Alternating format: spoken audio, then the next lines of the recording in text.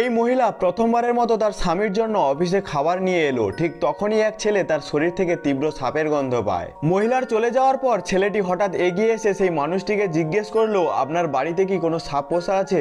অপ্রত্যাশিত এই প্রশ্নে মানুষটি কয়েক মুহূর্তের জন্য হতবাক হয়ে গেল। তারপর বলল, না, আমার বাড়িতে কোনো সাপ নেই। তার এই সরল উত্তরের পর ছেলে গুরুগম্ভীর স্বরে বলল, আমার মনে হচ্ছে আপনার স্ত্রী মানুষ নন, তিনি কোনো নাগিন আত্মা যে আপনার কাছে লুকিয়ে আছে। এই কথা শুনে মানুষটি ভীষণ রেগে গেল। তার মনে হলো ছেলেটি শুধু তার সুন্দরী স্ত্রীকে হিংসা করছে।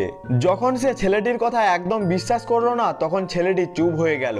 সে শুধু বলল, বিশ্বাস না করলে একবার খেয়াল করে দেখবেন বাড়িতে কোথাও সাপের খোলস পড়ে আছে কিনা। সেই সন্ধ্যায় বাড়ি ফিরে লোকটি দেখলো তার স্ত্রী আবারও কাপড় চোপড় এলোমেলো করে রেখেছে। সে হাসলো, ভালোবেসে কাপড়গুলো তুলতে লাগলো।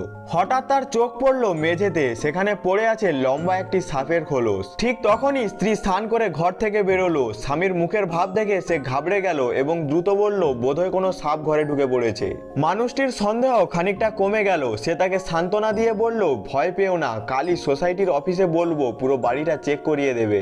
স্ত্রী স্বস্তির নিঃশ্বাস ফেললো। তারপর স্বামীর সাথে রাতের খাবার বানাতে লাগলো। এত মধুর ও এত বোঝদার স্ত্রী দেখে মানুষটির নিজের সন্দেহ নিজেই লজ্জা লাগলো। পরের দিন অফিসে সেই ছেলে আবার তার কাছে দৌড়ে এলো। উৎকণ্ঠিত কণ্ঠে জিজ্ঞেস করলো, বাড়িতে সাপের খোলস পেয়েছেন?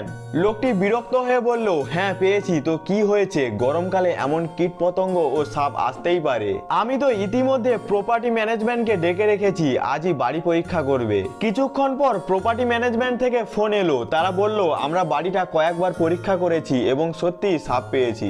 লোকটি ঘাবড়ে গিয়ে জিজ্ঞেস করলো, কি, কত বড় সাপ? তারা জবাব দিল, স্যার, শুধু একটিই নয়, অনেকগুলো সাপ। আমরা আপনার বেডরুমের নিচে বড় একটি সাপের বাসা পেয়েছি।